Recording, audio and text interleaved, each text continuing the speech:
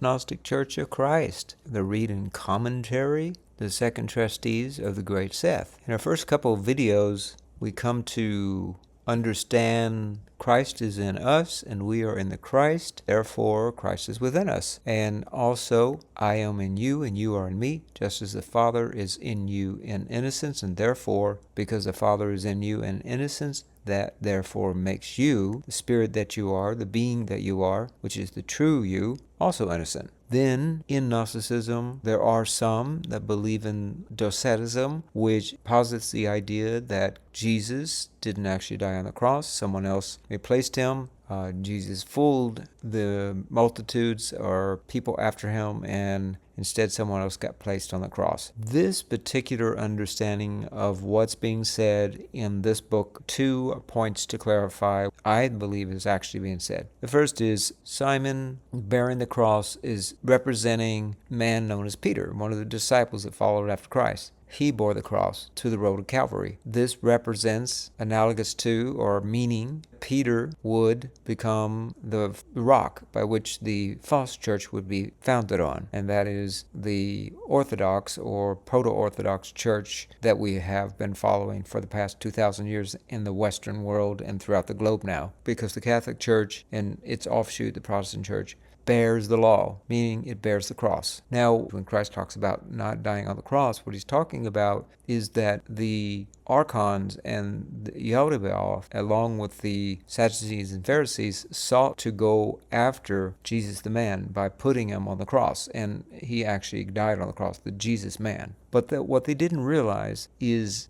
the spiritual power, the potency of that Jesus man was the Christ within, that he was begetting, the first to beget the true nature of the Father to humanity. That mission he completed. That power wasn't from the Jesus man, just like your true power doesn't come from your physical body or the fact that you're named Susie, John, Joe, whatever, but it's the Christ within you, the hope of glory. That unique seed that is unique to you, that makes you powerful, that stumps the archons and the dividers of the world, that ultimately overcomes them. Even though they may take you to the cross, your physical body, the spiritual self never dies. This is what's been said, that Christ was what eluded them. They were unable to understand, that is, the potency of the Jesus man wasn't the physical Jesus man, but was the Christ. And by nailing Jesus to the cross on that specific day, not only did Christ not die, Christ, the spiritual Christ that resides in all of us, but he also then, it was the Demiurge, Yaldabaoth, and his minions, archons, etc., Sadducees, Pharisees, bearers of the law, not recognizing they defeated themselves on that given day. It wasn't that they defeated Christ.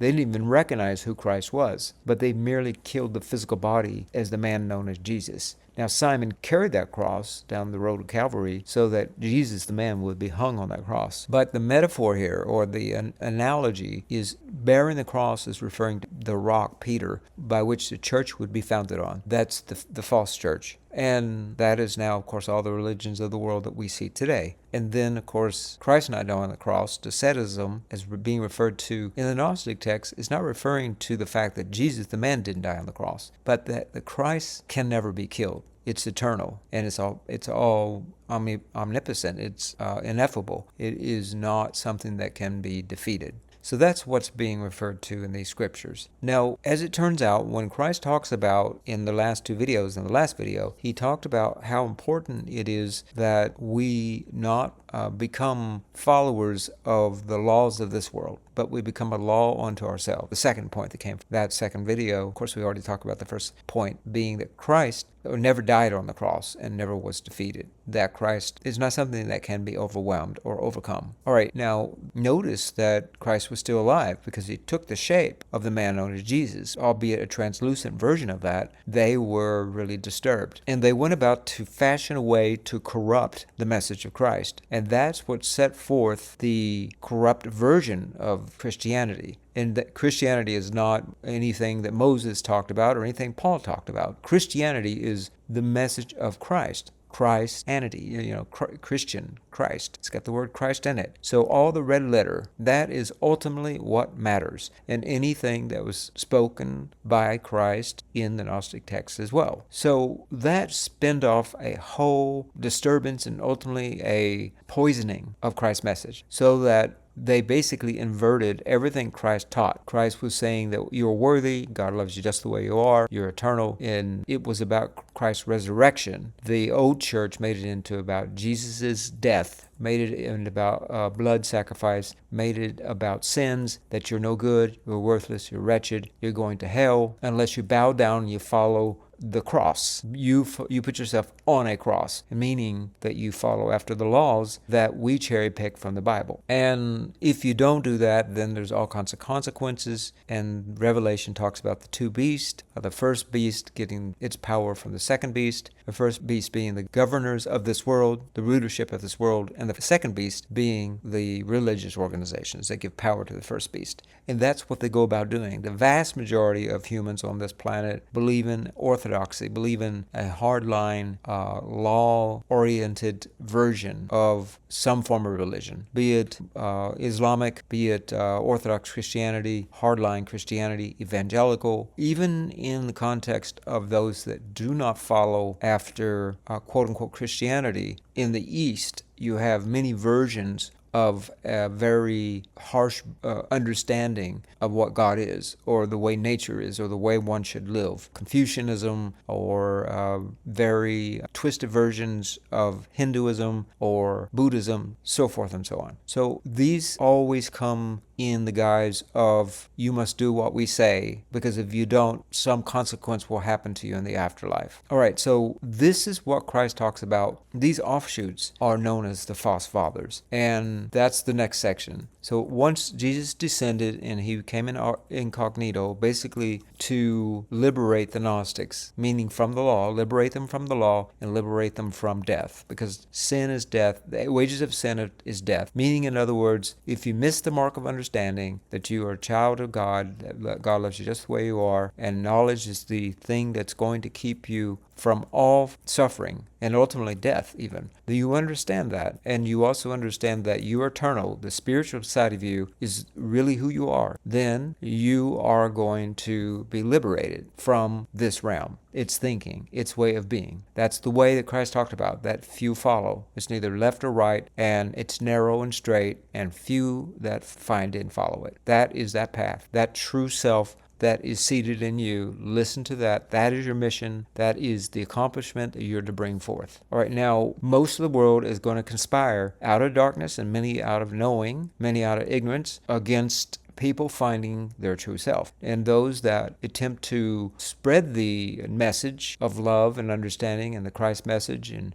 Christ's message is not confined to just Christianity. It can come from Buddhism, it can come from atheism, come from agnosticism. It's a way, okay? It's not a religion. It is a way. Christ called it the way. It's a way of being, a way of understanding, a way of living. They are labeled as the counterfeit fathers. Remember, Seth is the second Christ. The first Christ showing up in the garden through Adam and Eve, and then the second Christ through Noah and Seth, and now the third Christ through Jesus, the man, and Mary. And so that's what you have, three different versions. The first being man going into a flesh orientation, the second being man receiving gnosis and then going into a soul orientation, and finally the third stage being man going into a spiritual orientation with Jesus and Mary. These counterfeit fathers, Christ then takes us back to the first Christ, in this case the perfect man, the Adamus. It's written here, for Adam was a laughingstock, since he was made a counterfeit type of man by the realm of seven. And the realm of seven are the seven demons that form the physical body, that bound the spirit of man who was once a transparent being, and bound him by clay and dust of the earth. And this created a kind of prism. This Adam became a laughingstock because he became the joke here, because he followed after the Jehovah God. And ultimately it's from his lineage that you get the whole law. The money system, jewelry, Jewish judge. This is where this all stems from in the modern world. And so this is the system we have set up, replicated from that particular root. And so this is Adam the laughingstock, bound by the seven, of the realm of seven. As he had become stronger than my brothers and me, we are innocent with respect to him, since we have not sinned. We're talking about Seth here. The stronger than my brothers and me. Adam was stronger than Seth and his two brothers, Abel and Cain and Abel. But at this point, there was no understanding of this word sin. Sin, see, is not what you do. Sin is how you think. It's how you see yourself in relationship to God, your relationship to the universe and self and others. This is what ultimately can put you into a state of sin, missing the mark of understanding of your true nature. That's what the very word means in its root form, missing the mark of understanding. It has nothing to do with morality. It has everything to do with knowledge. It has everything to do with misunderstanding what the truth is. And so you're living under a counterfeit understanding what truth is. Now it goes on and says here, and Abraham and Isaac,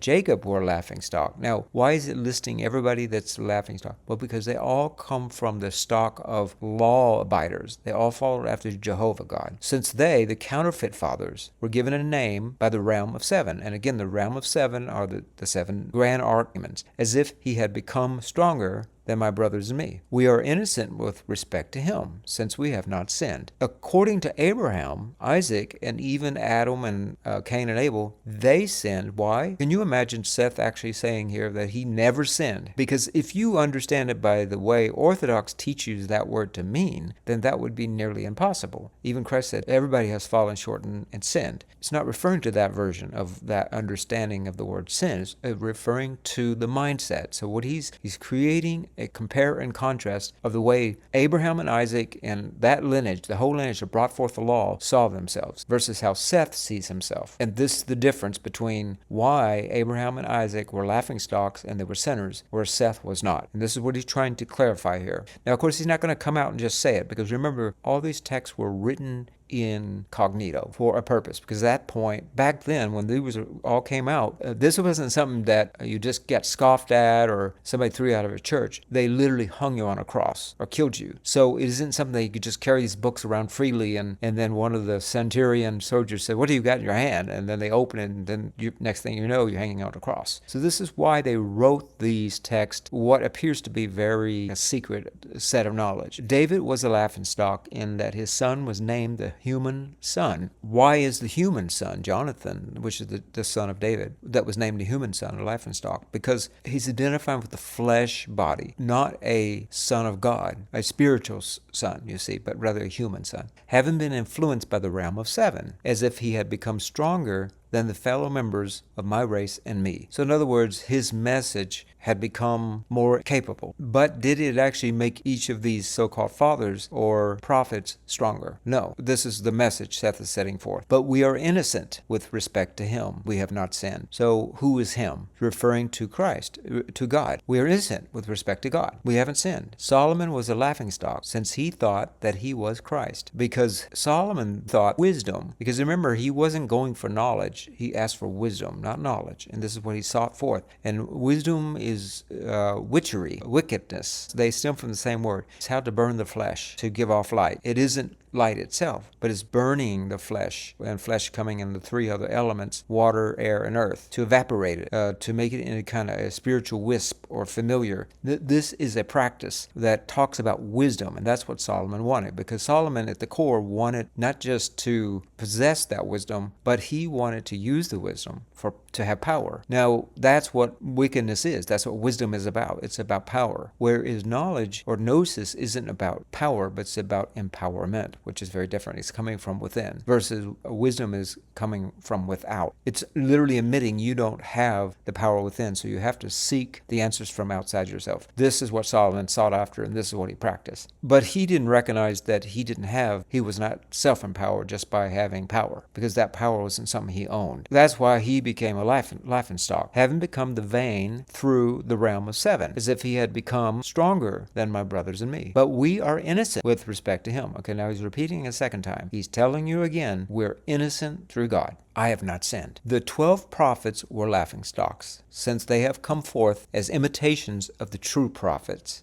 They came into being as counterfeits through the realm of seven, as if he had become stronger than my brothers and me. But we are innocent with respect to it, since we have not sinned. Now he's bringing forth Moses. Moses, who was the one who bore the Ten Commandments and the Levitical law, him and his brother Aaron, through the Levitical priesthood, a faithful servant, was the laughingstock, having been named the friend, since they have perseveringly bore witness concerning him, who never knew me. When Moses went up to the mountain, God supposedly appeared before Moses. Well, this is, according to the Gnostic text, didn't actually happen. Now, there was a being that appeared before Moses, but it wasn't Christ, and it wasn't true father, mother. Because remember, when Christ came, he says, no one known or ever seen the true Father except I. I'm the first. So that includes everybody before the Christ never saw or understood what the true Father was. And so Moses didn't either. So who was it that appeared in that burning bush? The god of the air and fire, which is basically Yaldabaoth in many permutations. In this case, the god of the Hebrew was Jehovah, who would be those that would subjugate the Gentiles, because Jehovah gave them that power through the chariot, the ark, and they had a covenant, and that ark had great power. Now, many say that power is supernatural. Others say it's advanced technology. Nuclear could be something even more advanced than that. So it doesn't really matter. Again, the point here is that was used to empower the Hebrew. Of course, remember, this isn't then justification to dislike Israelites or Jewish, because when Christ came, remember, he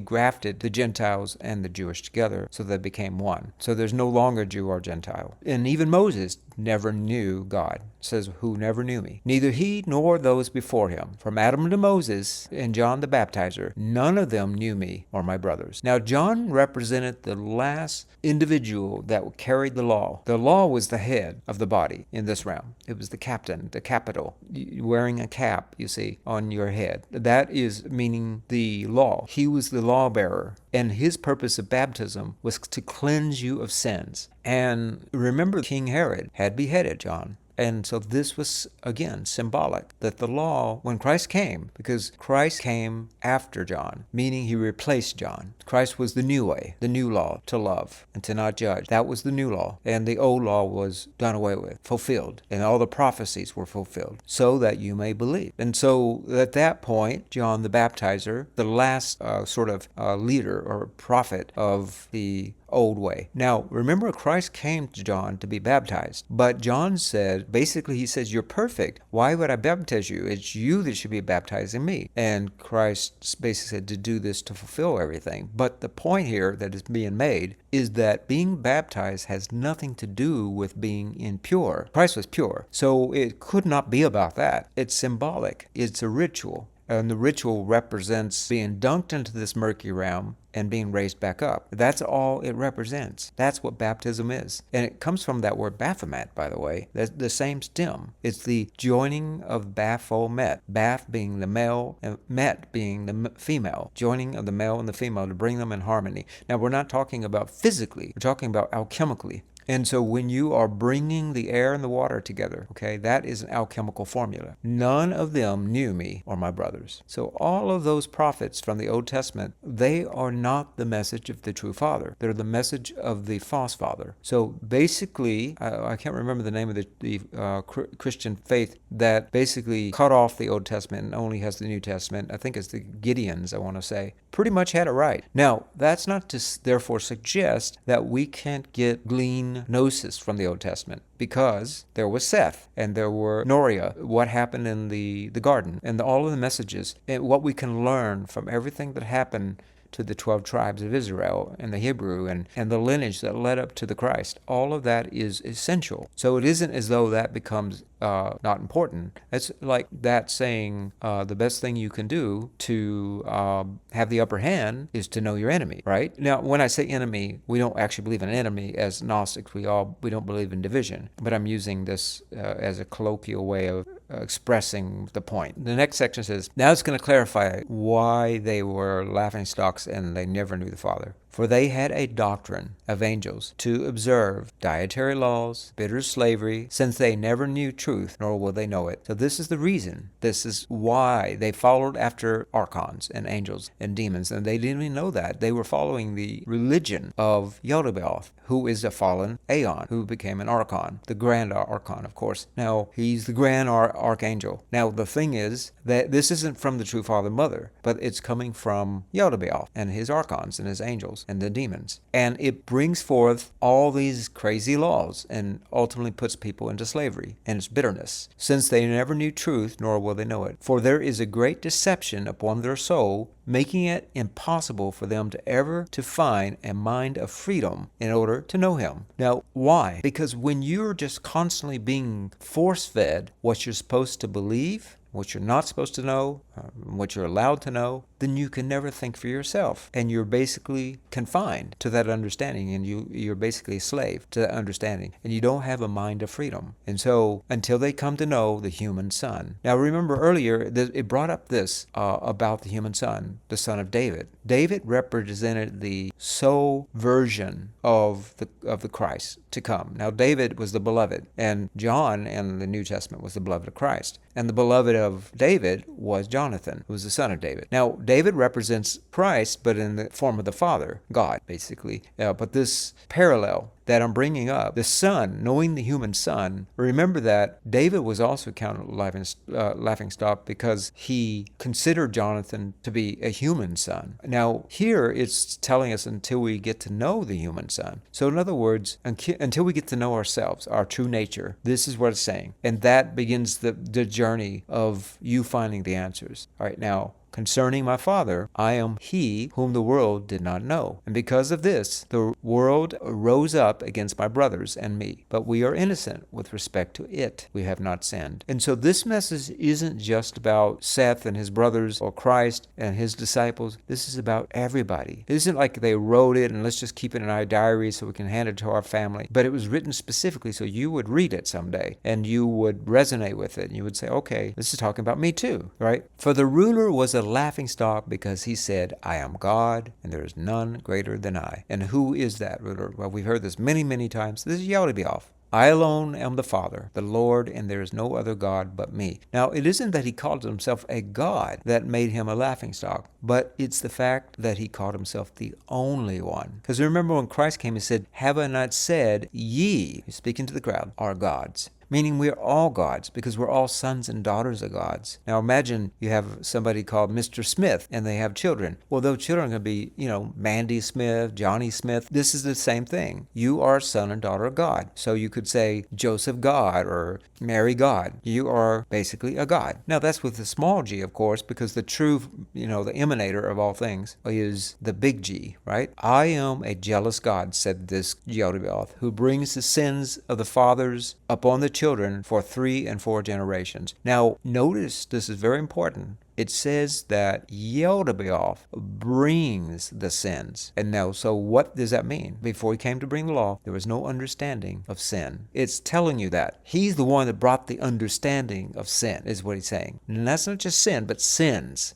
As if he had become stronger than my brothers and me. In other words, he thought he was all-powerful. And so do all these people who try to control the masses and divide people. They think they are undefeatable. They think they always will get away with whatever they're doing to people, dividing them, hurting them, harming them, killing them, mutilating them, enslaving them, causing them misery and sorrow and tragedy and trauma. They think they're going to get away with that, always. But their day's going to come too. And in that, we have not sinned, since we mastered his teaching. And so that's what it was talking about earlier, is the only way you're going to liberate yourself is to come to know the human son. Who is the human son? Who is the human son? Yaldabaoth is the father, David, and Jonathan represents the human son. Well, that is all of his followers, all the powers that be, the archons. Get to know that. And when you know that teaching, when you understand where all of this teaching of sin and the laws and you do what I say, or you go to hell, or you burn forever and ever, or you do what I say, you're going to be thrown into prison, or we're going to put you on a cross or kill you, we're going to make fun of you, we're going to ostracize you, kick you out of the family, whatever. When you come to understand that, then you have mastered his teaching. You come to understand it now. You understand the trickery. All right. Thus, he is in an empty glory and does not agree with our Father. And so, through our fellowship, we overcame his teaching. You have to understand this. Everything before this, humans were taught to hate themselves, that they are the cause of all suffering, and there should be a very harsh law that everybody should follow, else you're stoned to death, and I have a right to be a slave over you, or I have a right to go into your nation and rape and pillage and kill everybody, including the children, and smash babies on rocks, and rape the women, and take them as spoils. You see? That was the way humans lived until Christ came. His teaching came. But Christ, remember, Christ wasn't Jesus. It isn't as though love and understanding and not judging came in 2,000 years ago in Israel or Jerusalem. Because remember, Christ visited the garden even several thousand years before that. The message, the tree of knowledge of good and evil, and the tree of eternal life. So this has always existed. And Seth, was carried from Adam, given to Seth, and from Seth it was carried and given, so forth and so forth, down that lineage until finally Jesus the man was the first to beget it. He became the one who said, I want to carry that mission. And so he came down this mission, and he's the first to complete it. And that is his specific message. You don't have to redo that one because he already did it. You have your own mission. And so, through our fellowship, we overcame his teaching, since he was vain in an empty glory. And he does not agree with our Father, for he was a laughingstock. And why? With judgment and false prophecy. And that's the big word here, judgment, because he's a judger. And what does Christ say? Don't judge. For the amount you judge is the amount you're going to be judged. And so this is the key here. Remember, the new law, it's called a covenant, is to love thyself and your neighbor and God. Basically, that is Christ within you, right? God is within you, the Christ within. All right? And the second one is to not judge. Okay, now that one isn't a commandment, but that one is very explicitly stated by Christ several times. And it's being pointed out here again, that what makes Yehodebaoth a laughingstock is not only that he called himself the one and only God, and he has a right to hoard and be Lord, that's why he's called Lord God. Whereas in chapter 1 Genesis, it said God. In chapter 2 Genesis, he was called Lord God. Now, he's called Lord, right? Because what does it mean to be a Lord? It means to have power over others. Now, that's one. And the second being, he was a false prophet. He taught a false law, in other words, which is this law of, basically, he taught a false teaching, which is the teaching of laws. Morality, and you do what I say, is what's going to basically make you worthy of existing. You must do what we say, and you must believe our philosophy, else you'll go to hell and burn forever and ever, or you'll just be zapped out of existence, because, after all, that's how wonderful God is. Now, the third and final one is judging. Remember, who's the great judger? It isn't Christ, isn't true Father. It's in Revelation, when the big book is opened up. Well, if you're reincarnated and you want to keep coming back to this realm, you're going to be judged. And what is the hell of fire? Well, it's the death of the physical body. And that fire burns forever and ever, meaning you just keep coming back until you no longer come back. And the second death is your death of your soul. And your soul has to renew itself. The spiritual self can't be burned. It can't be destroyed. It's always with you. Now, in vast majority of people, it's dormant and asleep. But our mission as Gnostics is to present some kind of accomplishment that is going to help bring light into the world, and that ultimately is going to help people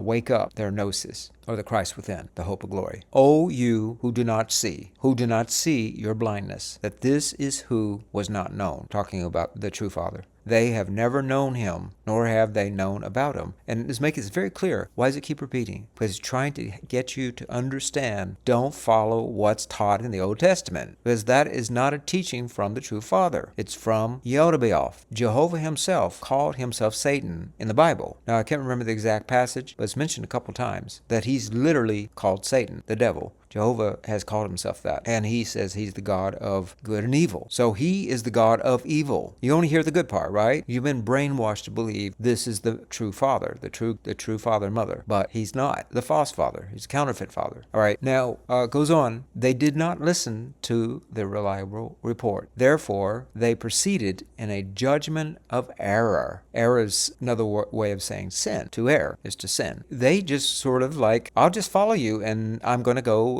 proceed. You know that you ever see that little cartoon of it says at the top all these cows are being lined up and they're all like wondering, they're all following each other and they're all going to the slaughterhouse. That's what it's talking about. Therefore they proceeded in a judgment of error. In other words, they allowed themselves to be judged by the Jehovah God because of this thing called sin that was made up. And they raised defiled and murderous hands against him as if they were beating the air. And it's talking about, of course, they crucified Christ and Christ's message. And it's not just Jesus the man, but even those poor people that were setting up on the cross that day with Jesus. And some of the disciples were killed, and people killed all the time, teaching love. You know, whether it's Martin Luther King, Gandhi, whether it's John Lennon singing about imagine a world with no religion and no boundaries and no no nations. It doesn't really matter. You see, this is the way of things, because Jehovah God, or the Yaldabaoth God and archons, cannot have everybody be in union. There has to be nations, there has to be division, there has to be different languages, there has to be these things, because divided he conquers. You see, that's what that is. And the senseless and blind ones are always senseless, always being slaves. And just so you understand that I'm not making this up, it says it here. It isn't my interpretation. It literally says it. Why are they blind and senseless and slaves? Always slaves of law and earthly fear. That is the core of Gnosticism. The message of Christ is he come to fulfill the laws and the prophets once and for all. Meaning, in other words, he put them to rest. So you no longer follow them. And it makes it abundantly clear here to not follow after the teaching of the Old Testament God. All right, now I'm going to finish it there, and in the next section, we're going to talk about getting to know the spiritual human son, the Christ, and that's the next section. Thank you very much for watching, and until next time, have a blessed day.